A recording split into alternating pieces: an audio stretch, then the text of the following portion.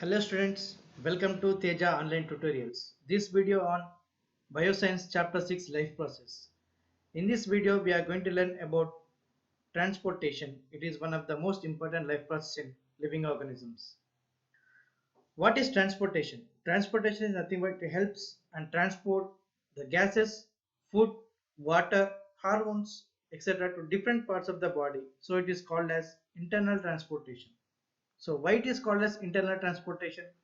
It takes place inside the body, so that it is called as internal transportation. Internal transportation is called as circulatory system. So circulatory system for the first time discovered by a scientist named as William Harvey. This circulatory system is of two types: open type of circulatory system and closed type of circulatory system.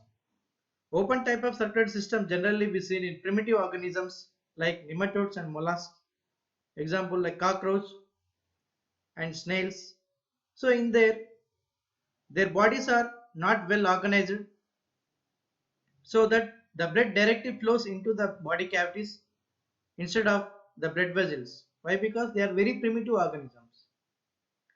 Whereas closed type of circulatory system is seen in highly organized organisms, in which their body organs are well developed, and there in that highly organized animals the blood flows into the blood vessels. The circulatory system consists of three main parts. They are blood, blood vessels and heart. So one by one we are going to learn in detail about the blood, blood vessels and heart. First is about blood.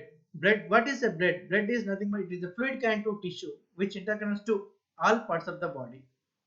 It transports the food, oxygen and waste products. The blood is mainly helps in the elimination of waste also, like urea, through the excretory system. And the blood consists of two components: solid components and liquid components. Liquid component is nothing but plasma, and solid component is nothing but blood cells, red blood cells, white blood cells and platelets. Red blood cells, RBC, is also known as erythrocytes. The word erythro means red, cytes means cells, red blood cells. The lifespan of red blood cells is 120 days. These red blood cells, when they are in early stages, the red blood cells contain nucleus inside it, so that they attain a disc shape. When they mature, the nucleus, it loses its nucleus, and their shape becomes into biconcave shape. Next is about white blood cells, that is WBC cells. This WBC cells is also known as leukocytes. The word leuco means colorless, cytes means cells. So WBC cells are colorless cells. The lifespan of WBC cells are 10 to 12 days, and there are three types of WBC cells are present in our body. They are eosinophils, basophils and neutrophils. And next, these WBC cells mainly helps in fighting against the foreign particles. If any foreign particle enters into our body, they fight against with that and protect us from disease causing microbes. WBC cells kills harmful microbes and protects the body. And next is about the platelets. These platelets are also known as thrombocytes. They mainly help in clotting of the blood and prevents the loss of blood during the injury. Next is about blood vessels. These blood vessels are of three types. They are arteries, veins and capillaries. What are arteries? Arteries are the blood vessels. They carry the oxygenated blood from the heart to all parts of the body. And they are thick walled and do not have valves. Veins are the blood vessels. They carry impure blood. It means deoxygenated blood. So it also called as carbon dioxide rich blood. The carbon dioxide rich blood from the body parts it carried to the heart, and these they are thin walled and have valves. And next is about capillaries.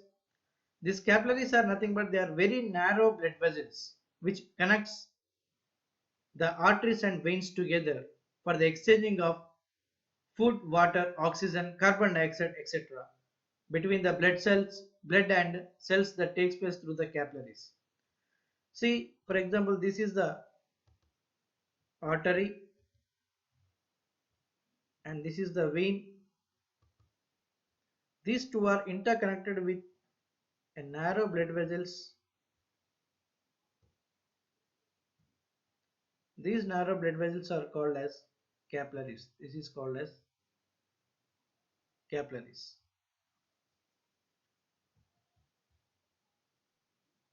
Next, we are going to learn about the structure and function of heart. Before going to learn about the structure and function of heart, we have to know about few points about the heart. The heart is a muscular organ which pumps blood to all parts of the body. The heart is located in the chest cavity. It is also called a thoracic cavity in between the two lungs, and somewhat it will tilted towards the left side. The size of the heart, the size of the heart is the persons of his own fist. The heart beats in a minute is 72 to 100 times in a minute, whereas in the whole day 1 lakh times the heart beats.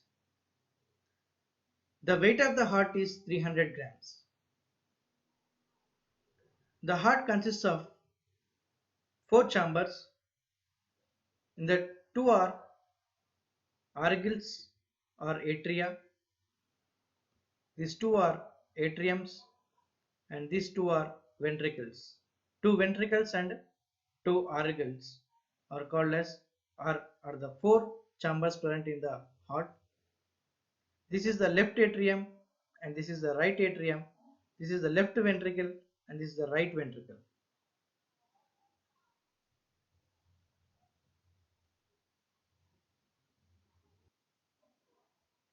Since the ventricles pump blood to different organs, its walls are thicker than the atria.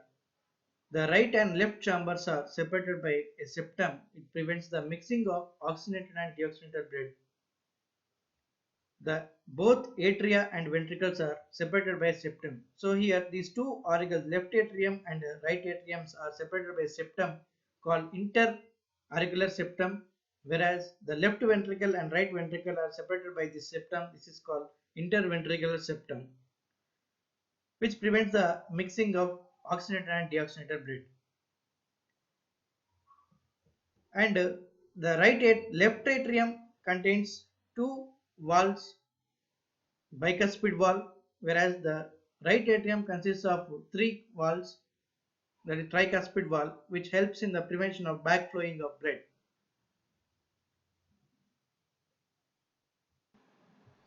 And this bicuspid valve is also called as mitral valve. This bicuspid valve and tricuspid valve mainly helps in the passage of blood from the auricles to ventricles.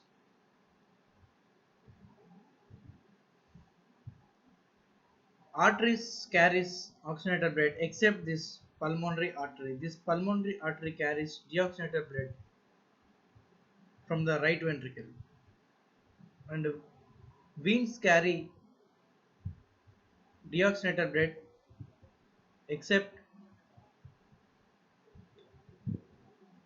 this pulmonary vein, it carries the oxygenated blood.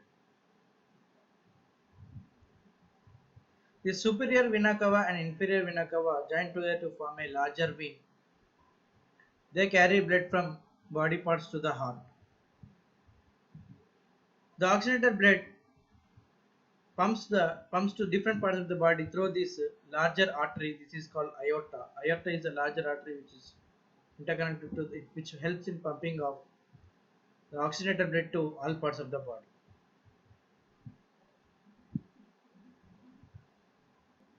This is about the structure of the heart. Now we are going to learn about the function of heart.